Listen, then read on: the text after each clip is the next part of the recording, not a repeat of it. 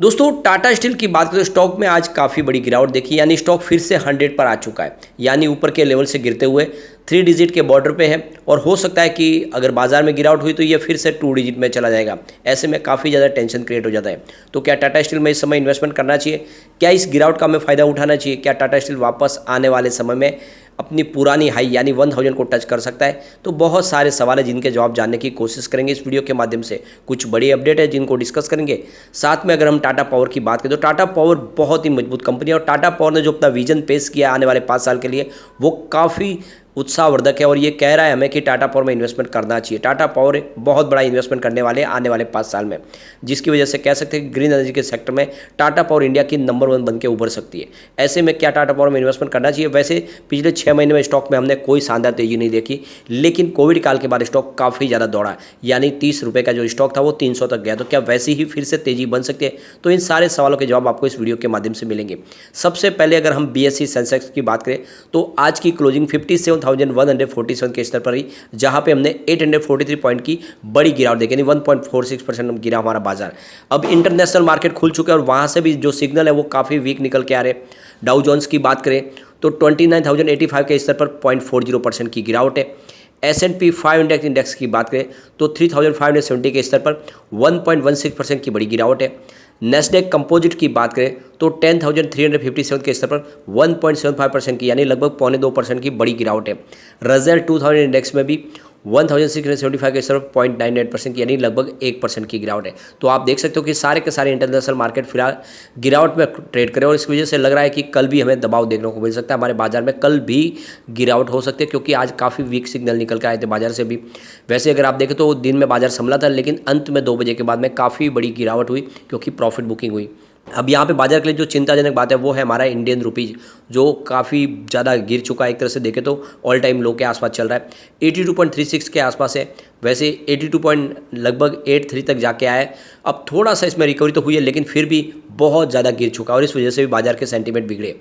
अब यहाँ पे हम टाटा पावर की बात करें तो स्टॉक 217 पर आ चुका है, जहाँ पे हमने 1.52% की गिरावट देखी है। तो गिरावट काफ़ी ज़्यादा है क्योंकि लगातार स्टॉक गिरा है, लेकिन इसके बीच में अगर आप देखें तो टाटा पावर को होल्ड करने की सलाह दी जा रही है, इस लेवल पे खरीदारी करने की सलाह दी जा रही है। कहना है कि जो आने वाले समय इस स्टॉक के काफ़ी अच्छी तेज़ी बनने की संभावना बन रही है और इसके पीछे वजह यह है कि टाटा पावर ने एक बहुत बड़ा इन्वेस्टमेंट करने का ऐलान किया है। टाटा पावर करीब 8000 मेगावाट का निवेश करने जा रहे हैं यहाँ पे ग्रीन एनर्जी के माध्यम से राजस्थान में, जिसमें आप देख सकते हो 1000 मेगावाट का सोलर रूफटॉप का इन्वेस्टमेंट होगा। इसके अलावा 1,50,000 सोलर पंप्स लगाए जाएंगे।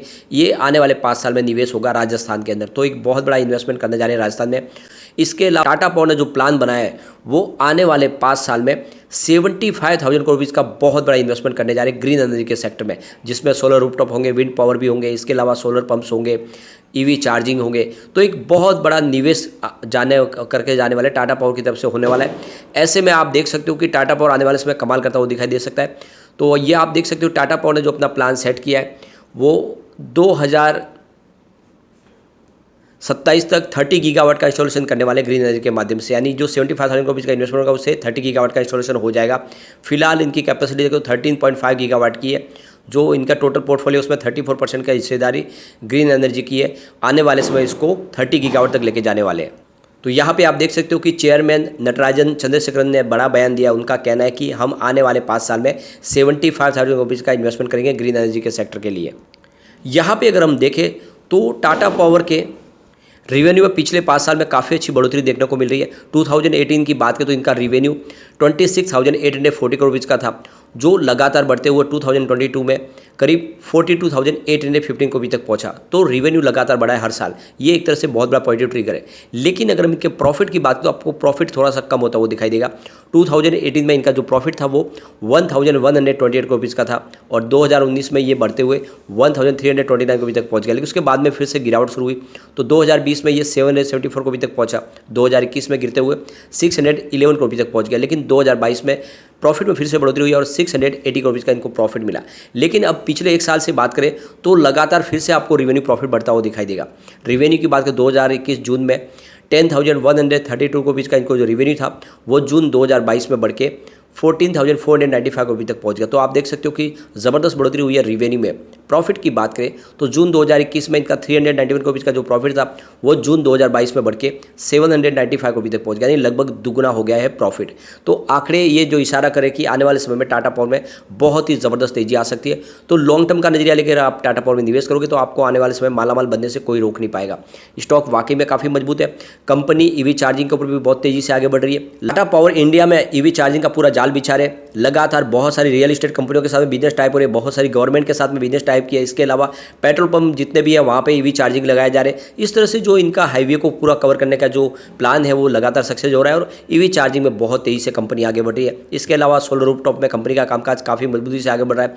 खुद टाटा ग्रुप की जितनी कंपनियां, चाहे टाटा मोटर्स हो या फिर टाटा स्टील, वहाँ पर भी सोलर रूफटॉप लगाए जा रहे हैं। इसका सारा काम टाटा पावर को मिल रहा है। ऐसे में टाटा पावर आने वाले समय बहुत बड़ा मल्टीबैगर बन सकता है। तो नजरिया 3 साल का है तो निवेश करें। ये मुझे लगता है 3 साल में आने वाले समय में ये आराम से 1000 का टारगेट दिखा सकता है। तो इस समय बिना डरे आपको निवेश करना चाहिए। काफ़ी करेक्ट हो चुका है स्टॉक और इस गिरावट का आपको फायदा उठाना चाहिए। अब यहाँ पे हम टाटा स्टील की बात करें तो स्टॉक 100 पर आ चुका है। 3.10% की काफ़ी बड़ी गिरावट हुई आज। और यहाँ पे आज इंट्राडे में 99.80 पर भी स्टॉक है, यानी इसने 2 डिजिट को भी छुआ, लेकिन फिर से जो क्लोजिंग है 100 पर है। लेकिन अब जिस तरह से इंटरनेशनल जो रीजन निकल के आ रहे हैं वहाँ पे जो गिरावट है उसकी वजह से हो सकता है कि कल बाजार में फिर गिरावट हो तो फिर ये स्टॉक आपको 100 से नीचे ज़्यादा वो दिखाई देगा।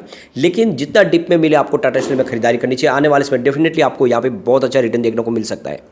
यहाँ पे आप देख सकते हो जाने माने रिसर्च एनालिस्ट संजीव भसीन की तरफ से भी टाटा स्टील में खरीदारी की सलाह दी जा रही है। उनका कहना है कि आपको टाटा स्टील और गोदरेज प्रॉपर्टीज़ के फ्यूचर में निवेश करना चाहिए। अब जैसे कि फेस्टिवल सीजन शुरू हो चुका है, ऐसे में स्टील सेक्टर में तेजी आने की संभावना बन रही है। इसके पीछे सबसे बड़ी वजह कि ऑटो मेकर्स इंडस्ट्रीज है उसमें एक पीक आएगा इस समय। जिस तरह से माहौल पॉजिटिव बन रहा है, अब इस समय कारों की डिमांड काफ़ी ज़्यादा बढ़ने वाली है और इसकी वजह से स्टील सेक्टर को इसका फ़ायदा मिल सकता है। तो ऐसे में आने वाले समय स्टील सेक्टर में भी तेज़ी की संभावना बनेगी। लेकिन स्टील सेक्टर के लिए जो सबसे बड़ी प्रॉब्लम है वो है कि स्टील की जो प्राइस है उसमें बढ़ोतरी हो गई और इस वजह से थोड़ी सी डिमांड कम होने की संभावना बन रही है। तो यहाँ पे आप देख सकते हो कि स्टील सेक्टर के लिए प्लस पॉइंट और माइनस पॉइंट दोनों। एक तरफ तो जो यहाँ पे फेस्टिवल सीजन है इसका फायदा मिलेगा, लेकिन दूसरी तरफ जो प्राइस बढ़ी है इसकी वजह से जो इंफ्रास्ट्रक्चर सेक्टर में थोड़ी सी दबाव देखने को मिल सकती है और इसका ये थोड़ा सा साइड इफेक्ट भी देखने को हमें मिल सकता है। स्टॉक की प्राइस थोड़ी सी बढ़ती हुई कम दिखाई दे सकती है क्योंकि स्टील की प्राइस बढ़ेगी तो फिर शेयर की प्राइस में भी दबाव आ सकता है। लेकिन यहाँ पर एक अच्छी खबर ये निकल कर आई है, जो क्रूड स्टील की आउटपुट है उसमें 2.5% की बढ़त देखने को मिले जुलाई से लेकर सितंबर के पीरियड के दौरान, यानी एक तरह से वहाँ पे प्रोडक्शन में बढ़ोतरी हुई है। ये एक तरह से पॉजिटिव सिग्नल है। ये 6 बड़ी बड़ी कंपनियों को यहाँ पे कंपेयर किया गया है जिसमें देखा गया है कि काफ़ी अच्छा प्रोडक्शन हुआ है। इसका मतलब जो रेवेन्यू आगे आने वाले समय इन कंपनियों का उसमें बढ़ोतरी हो सकती है। तो नजरिया अगर लॉन्ग टर्म का है तो आपको बिना डर इसमें निवेश करना चाहिए। वैसे टाटा स्टील की अगर बात करें तो टाटा स्टील ने बहुत बड़ा प्लान बनाया, अपनी 7 कंपनियों को मर्जर करने जा रहे हैं टाटा स्टील में। एक तरह से टाटा स्टील की बहुत बड़ी साइज होने वाली है और विश्व की सबसे बड़ी स्टील कंपनी बन सकती है टाटा स्टील। जिस तरह से इन कंपनियों का मर्जर होगा, भले ही ये प्रोसेस में अभी समय लगेगा, लेकिन जैसे ही ये मर्जर की संभावना पूरी हो जाएगी उसके बाद में टाटा स्टील की प्राइस रॉकेट की गति से बढ़ सकती है। तो ये खरीदारी का मौका है और बड़े बड़े रिसर्च एनालिस्ट यही कह रहे हैं कि आपको इस समय टाटा स्टील की गिरावट का फायदा उठाना चाहिए और खरीदारी कर लेनी चाहिए। आपका नजरिया कम से कम 3 से 5 साल का है तो टाटा स्टील में निवेश बिल्कुल करें। आने वाले समय ये स्टॉक आपको मालामाल कर सकता है। लेकिन फ्रेंड, कोई भी इन्वेस्टमेंट करने से पहले अपने फाइनेंशियल एडवाइजर से बारे में ले ले या अपना खुद का रिसर्च करें, क्योंकि मैंने वीडियो आपके एजुकेशनल पर्पज के लिए ही बनाई। वीडियो पसंद आए तो लाइक से जरूर कीजिए और चैनल को सब्सक्राइब कर दीजिए। Thank you friend.